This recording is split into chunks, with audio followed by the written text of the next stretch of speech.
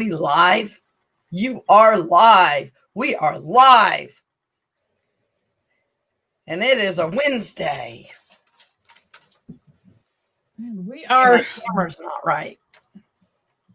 We are live. Oh, we are now attached to our Facebook sites. Welcome.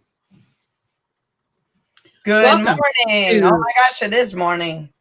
Welcome to Conversations with Sher and TerryAnn. I am TerryAnn Porter, life coach, TA.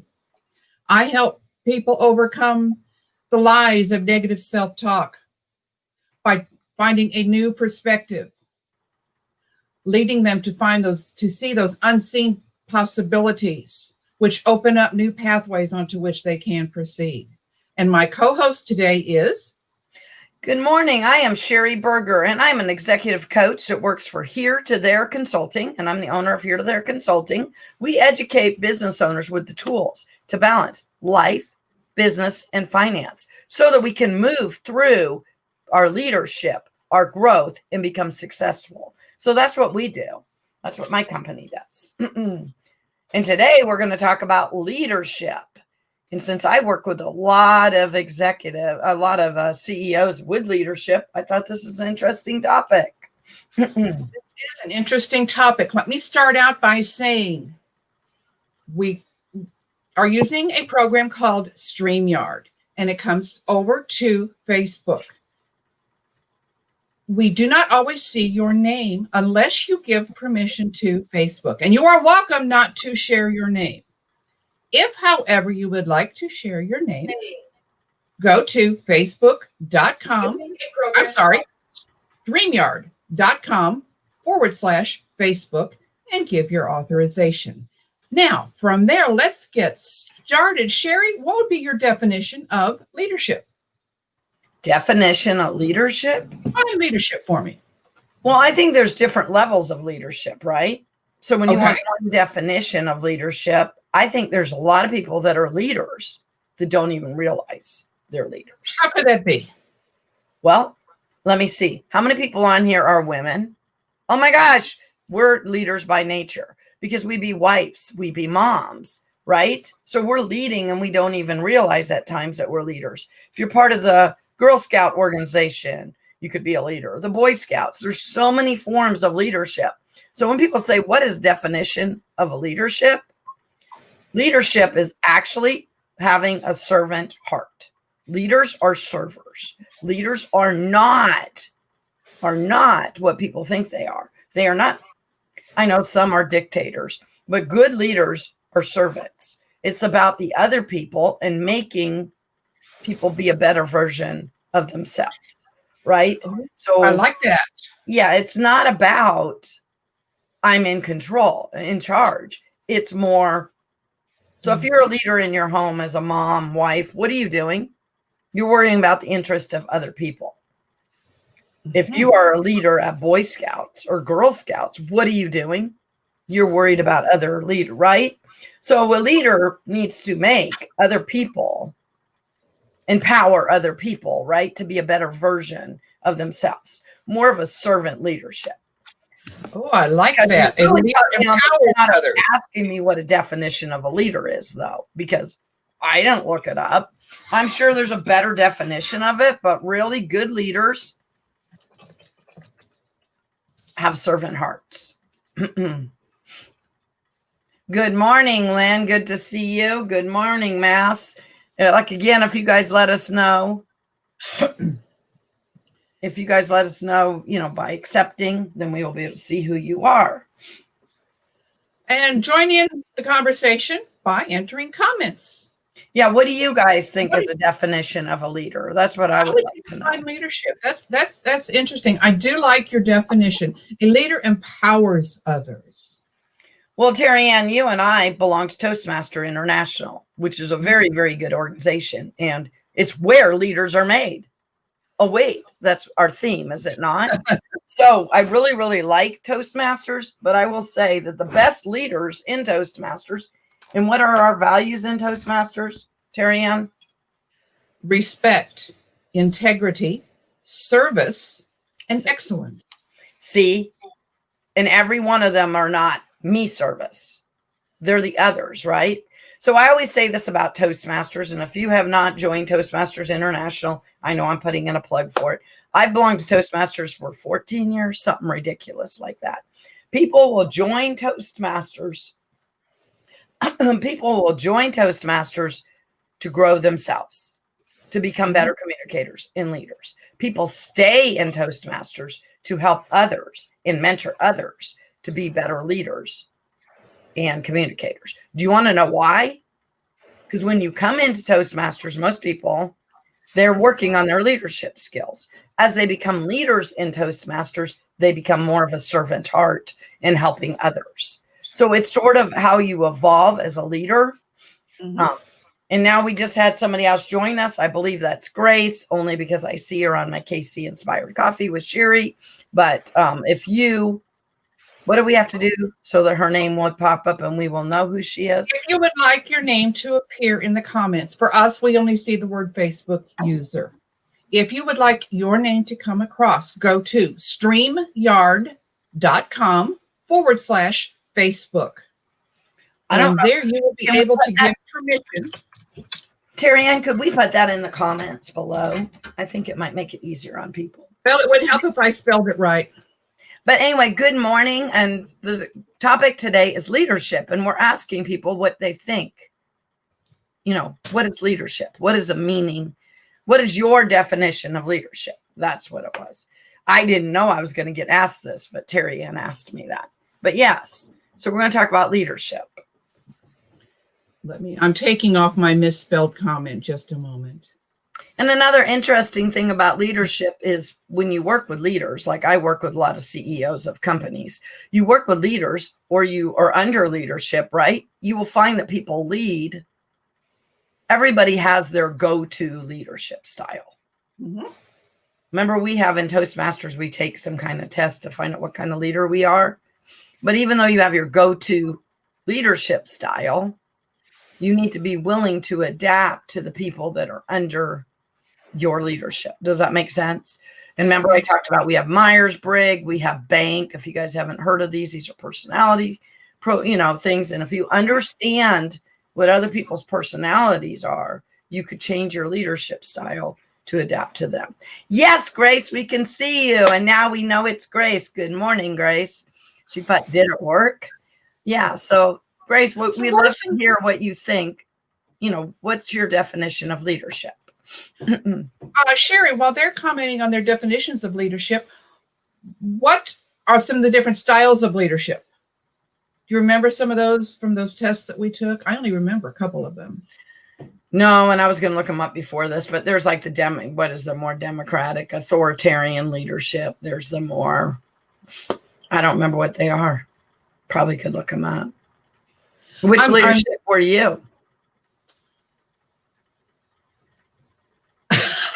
I think, I don't remember the name of it, but it did comment that I am more of a direct kind of person. I don't play word games. I try to be tactful, but I don't play this game of I'm going to say these words over here and hope that you will understand I'm really saying this.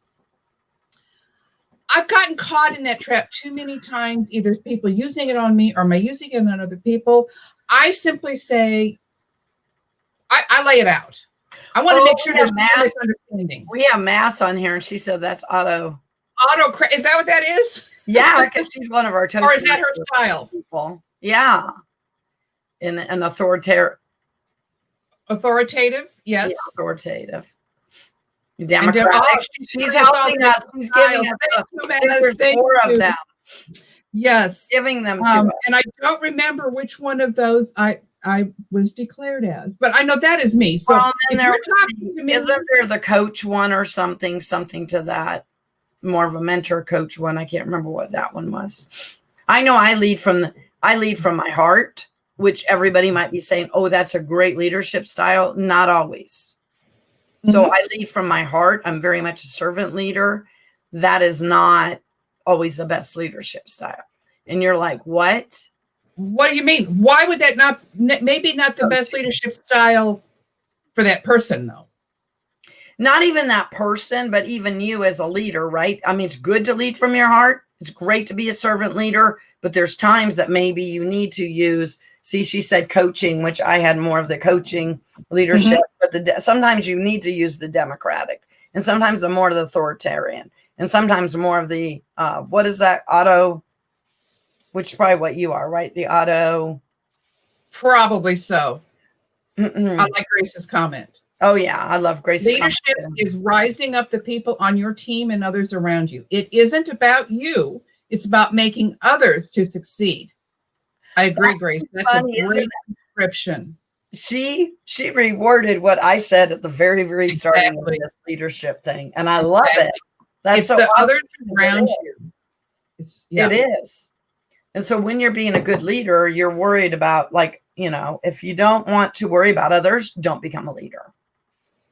Really don't. People think leadership, like you said, is more of a dictatorship, and it's not. Oh, she also put, what did she put? Affiliative and Maz is adding other types. There's coaching and there's affiliative and laissez-faire. What is laissez-faire? I don't remember that one. But anyway, it's interesting, and being willing to adapt, right, as leaders, and not always thinking that your leadership style is the best. Now, of course, not everybody's going to like you, and I'm not saying don't be who you are, right? Right. But sometimes being like me, if I lead from my heart, I got to make sure I'm not, what do you want to call it? That's not always do everything for the good of others. That's right. But it's not always, what is it called? Sometimes you got to be a little bit more, would you say, direct, or a little bit more, sometimes right? You have to.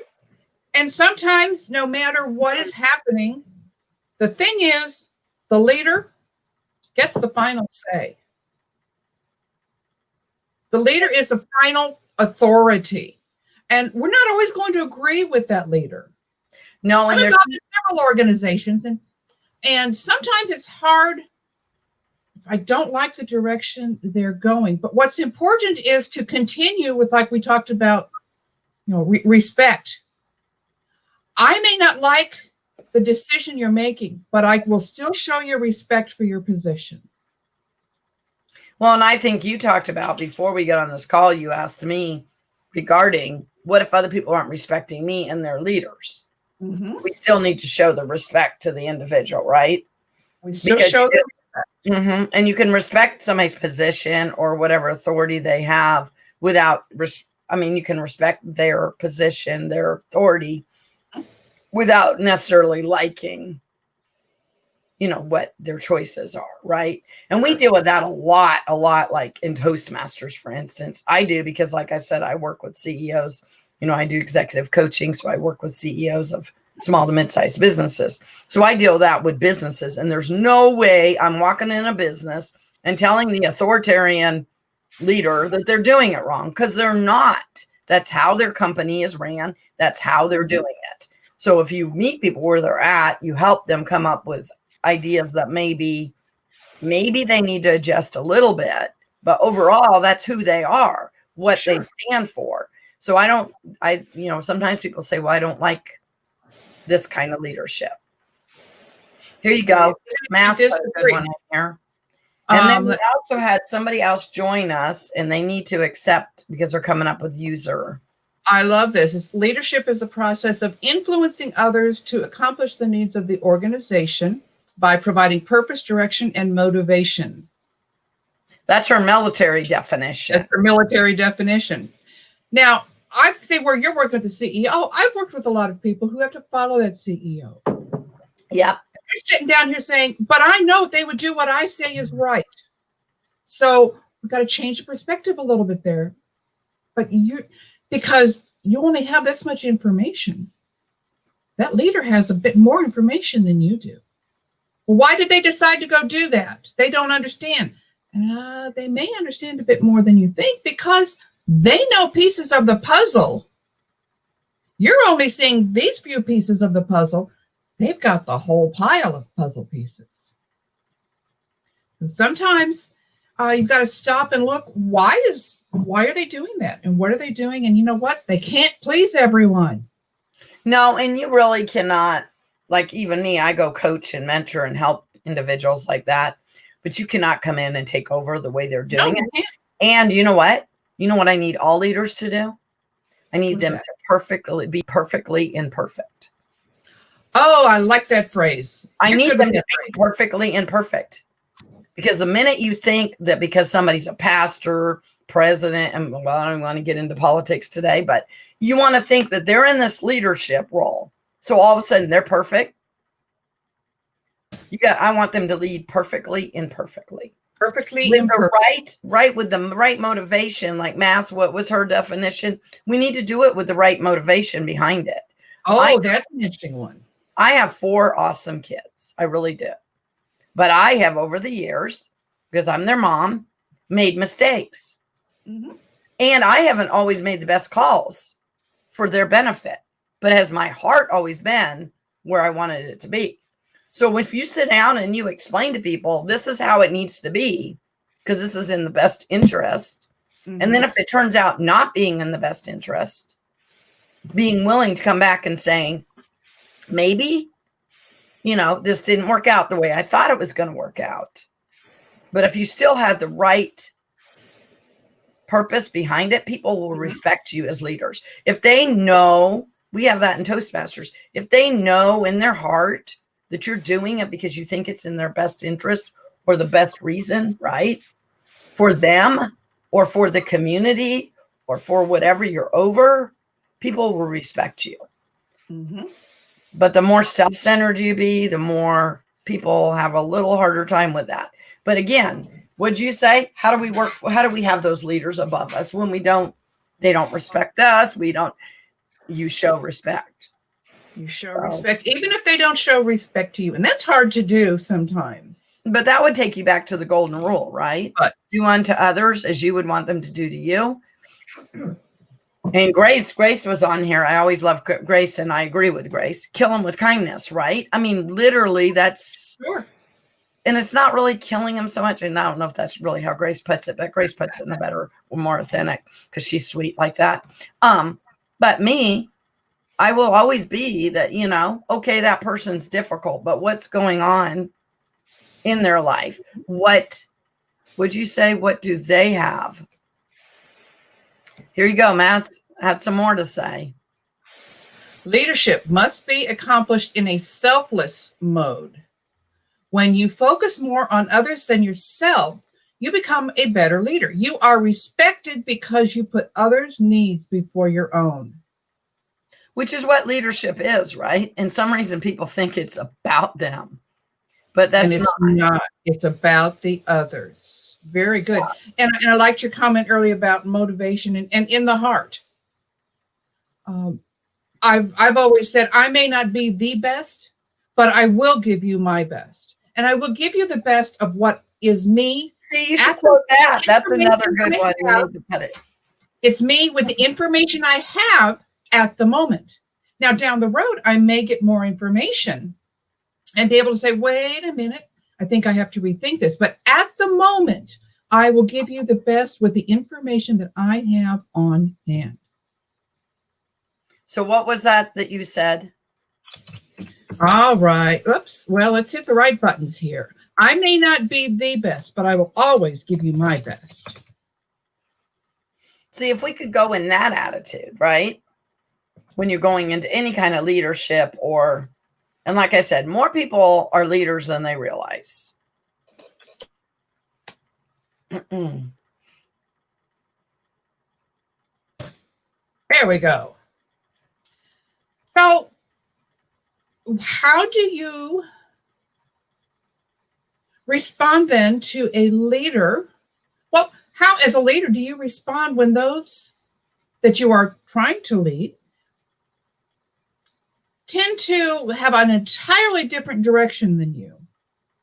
How do you bring them to understand your leadership? I think that's communication, right? That goes all back to communication. Oh, communication. So if you, like we raising kids, like I said, I raised kids and we'd have family meetings. And it wasn't because I'm going to change what we're doing, but I want to hear your perspective of what you think. So if we can have a conversation, right, that this is what's going on, but this is what direction we're going. But at least I took your 2 cents in where you want to go for vacation or where you want to go for, right? Because people want to be heard. People want to be heard. And people want you to feel like they're being heard. You don't always have to do what they want you to do, but if they know what you want, and then you're trying to do right what you think is best. No way as a leader can you please everybody. And that's where I was getting with a servant heart, right? Sometimes you're going to make people, I know in leadership, sometimes it's, oh my gosh, I just want everybody to be happy. That is a bad way to go about leadership. It's not going to work, is it? Not everybody's going to be happy. And sometimes you got to call the shots that you don't want to call and make choices that you don't want to make. But if they're, what did Math say? However she said it. But if they're doing it for the purpose of the individuals, right? They have the right. The purpose of the organization, for the good of the organization. Yeah. If we have the right motivation behind it, that's all you can do. But I think trying to be popular as a leader is a bad idea. Trying to make everybody happy as a leader. I mean, again, I'm going to go back to my mom thing only because it's fun to go, right? I am not my kids' friends. I mean, they're starting to be adults now. So now we are a little bit more friends. And when I mean a little bit more friends, as we get along and I laugh with my kids. Oh, and by the way, I'm a little bit of a crazy mom. I know you guys think that's funny. And I'm a fun mom. So we will play, and we played Fisher Price, and we played Hot Wheels and Barbies, and, and even now we'll play. But the minute I got to call you out, and I don't care how freaking old you are, we're going to be called out. You ask my children, you will not, right? Like, you're not going to come over my house and cuss, and you're not going to come over my house and act disrespectful. And if you're around me, you're not going to act that way, right? Not that my kids act that way, but I'm saying I will say, what are you thinking? You can't, right? Because that would be being a bad mom leader. And Maz reminds us that respect goes a long way in leadership. Treat people with respect and make the hard decisions when necessary. And that's what the leader has to do. And in doing so, not everyone's going to like it, but someone has to make that decision. And that's the purpose of that role. Guide others, but in the end, a decision has to be made. Now, I always have trouble following the leadership where that person cannot make that decision, where they're trying to be the total people pleaser and make everybody happy. Mm-hmm. In my opinion, that's not leading. And so I can't follow if you're not leading me.